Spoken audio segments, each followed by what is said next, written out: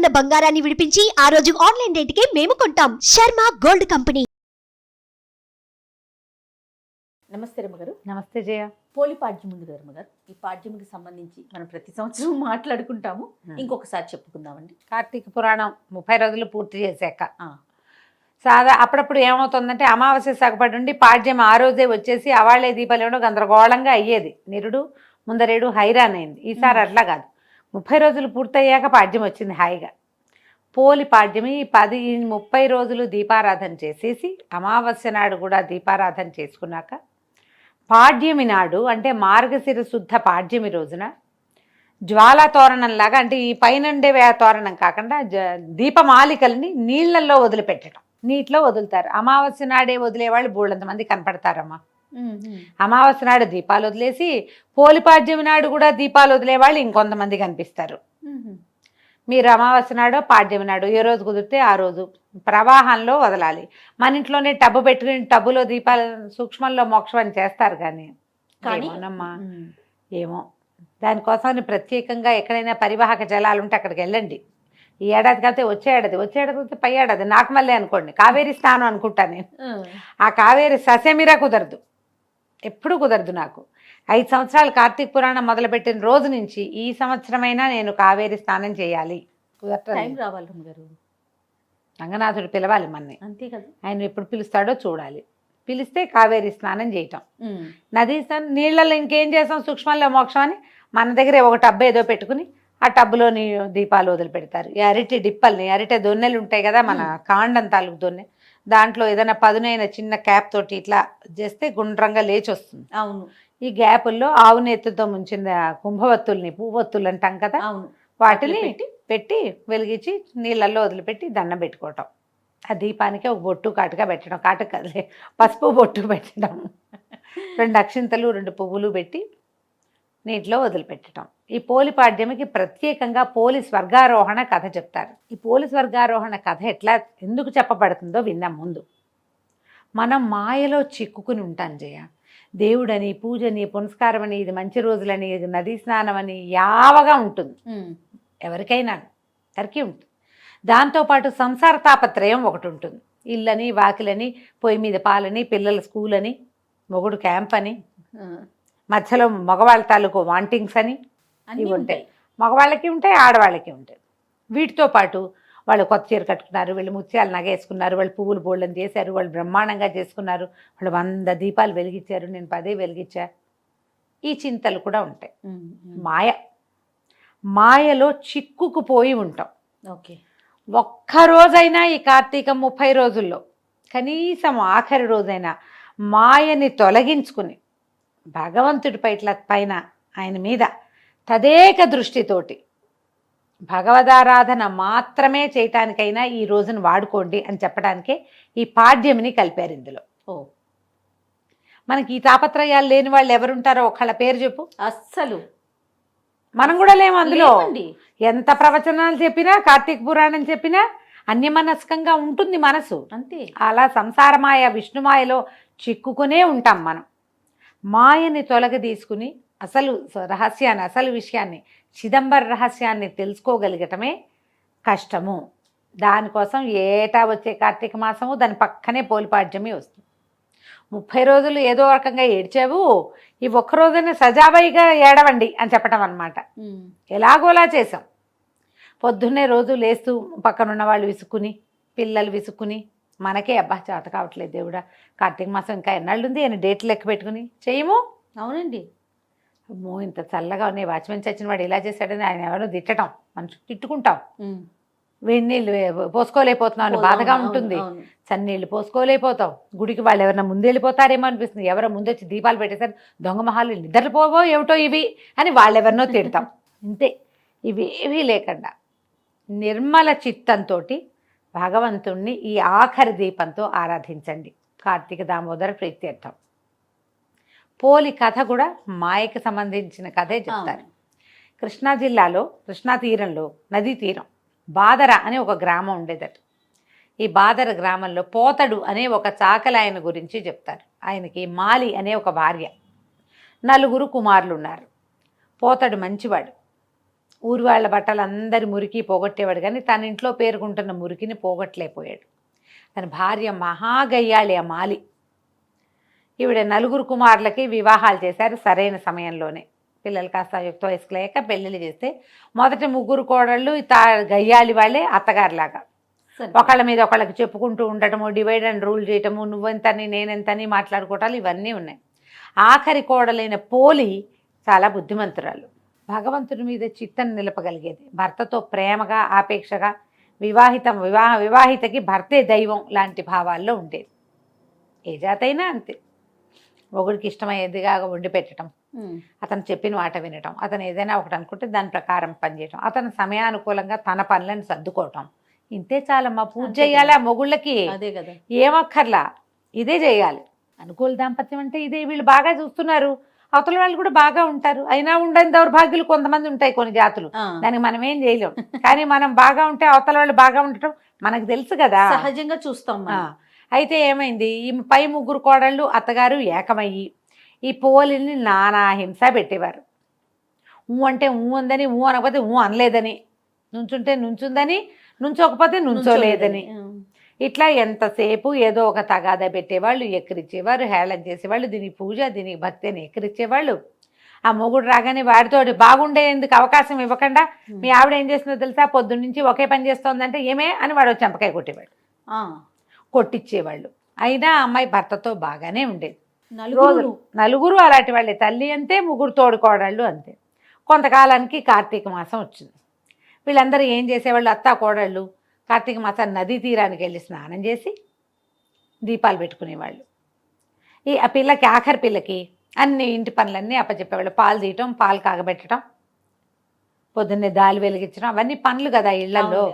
పొయ్యి మీద అన్నం పడేయటం, ఇవన్నీ చేసి. అయితే వాళ్ళు రోజు వెళ్ళేవాళ్ళు, కానీ ఇది పాలు సరిగా తీసిందో తీయలేదో, మొద్దు మొహంది, గబగబా పని చేయదు అని ఒకళ్ళు, ఆ వెన్న తీసి కాస్త ఒంటికి రాసుకుంటుందో ఏమిటో, అసలే శీతాకాలం అనేవాళ్ళు ఇంకొకళ్ళు. అన్యాయంగా మాట్లాడతారు అంతే. కొంతమంది మనుషులు అలాగే ఉంటారు. అమ్మేసుకుంటోందేమోనని, ఏదైనా దుత్తలు పడేసిందేమో, అన్నం మనం చెప్పిందంతా వండిందో లేదో, అన్నం చిమడబెట్టిందో ఏమిటో, ఆ కూర దానికి చేయటం రాదు, కూర చెప్పేమో సరిగ్గా చేస్తుందో చేయదు, ఇట్లాంటి భావాలతోటే స్నానాలు చేసేవాళ్ళు, దీపాలు పెట్టేవాళ్ళు. ఓహో. ఎవరికైనా చెప్పేటప్పుడు ఉందిగా మాకు మారేమా, పని పాట రాదు మొద్దు అని దాన్ని ఏదో ఒకటని ఎవరికో చెప్పేవాళ్ళు. ఈ పిల్ల ఇంట్లో పనులు చేసుకునేది. 1 రోజులు గడిచింది. ఒక్కరోజు కూడా కార్తీక దీపమే పెట్టలేకపోయింది. ఇంట్లోనే స్నానం చేయాల్సి వచ్చేది. ఆ కాలంలో అందరూ నదీ స్నానాలకు వెళ్ళేవాళ్ళు. ఒక్కనాడైనా పోనీ దీని జీవితానికి ఒక నదీ స్నానం అని ఒక రోజైనా దాన్ని తీసుకెళ్ళాలి, ఆ చిన్నపిల్లని, కోడల్ని. ఆ పిల్లని ఇంట్లోనే వదిలేసేవాళ్ళు, పోలిని. అయితే కార్తీక అమావాస్య వచ్చింది. అమావాస్య వెళ్ళిన కొన్ని గంటలకి తెల్లవారింది. ఆ పూట పాడ్యం వచ్చేసింది. కాకపోతే వీళ్ళందరూ ఏం చేశారు, ఇంకా అమావాస్య పొద్దులున్నాయి, దీపాలు పెట్టుకోవడానికి అంతా పోయారు. ఈ పిల్ల దేవుడా రాముడాని కళ్ళ నీళ్ళు పెట్టుకుని, అయ్యో నెలంతా వెళ్ళిపోయిందే, ఆఖరి స్నానాలకు వెళ్ళిపోయారు వీళ్ళు. కార్తీక అదే అమావాస్య రోజు పొద్దున్నే పోయారు, మధ్యాహ్నానికి అమావాస్య వెళ్ళిపోయి పాడ్యం వచ్చేస్తుంది. అందరు వెళ్ళిపోయారు ఆఖరి స్నానాలకి. ఒక్క నదీ స్నానం చేయలేదు, దేవుడికి ఒక్క దీపం పెట్టలేదు. ఏం చేయాలి అని బాధపడుతూ ఆ పిల్ల ఏం చేసింది, పొంతలో ఉన్న నీళ్ళు చేసి స్నానం చేసింది. ఇంట్లోనే కృష్ణా, గోదావరి, గంగా, కావేరి అనుకుంటూ స్నానం చేసింది. అక్కడి నుంచి వెన్న చిలికి వెన్న తీసింది. వెన్న తీస్తే కవ్వ అంతా జిడ్డు, చెయ్యి అంతా జిడ్డు. పిల్ల అనుకుంది, ఇంత జిడ్డు ఉంది కదా, ఈ కవ్వ అనుకున్న వెన్న తీసి కాస్త దీపం పెడదామని ఈ చీర కొసలు, కొంచెం మెత్తటి చీర, ఆ నలిగి చిరుగులు పెట్టింది. కొస నుంచి ఇట్లా దారాలు లాగి అంత దారం తీసి ఇట్లా మెలిపెడితే అంతంత ఒత్తులు చేసింది 2.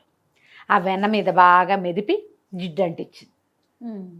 అంటించి నీళ్ళ బాణలు ఉంటాయి, చాకలి బాణ అంటారు, ఆ బాణలో పొయ్యి మీద పెట్టి చౌడు అవి వేసి బట్టలు ఉడికిస్తారు. కమ్ము బిడవటం అంటారు దాన్ని ఊళ్ళల్లో. బట్టలు కమ్ము బిడవటం అంటే చౌడేసి ఉడకబెడతారు. చౌడు అంటే ఏంటంటే అదొక రకమైన సున్నం, చవిటి సున్నం అంటారు, బ్లీచింగ్ పౌడర్ అలాంటిది చౌడు అంటారు. చాకళ్ళకి బాగా తెలుస్తుంది ఆ పేరు. మా ఊళ్ళో కూడా చేసేవాళ్ళు. కమ్ము పిడిచి తేవడం, పంచెలు అవి కమ్ము పిడిచేవాళ్ళు. పంచెల్ని బాగా వేసి ఉడికిస్తే గాళ్ళల్లో ఉన్న మురికంతపై తెల్లగా వచ్చేవి బట్టలు, కర్రకర్రలాడుతూ ఉంటాయన్నమాట, చక్కగా పెళ్ళపెళ్ళాడుతూ బట్టలు.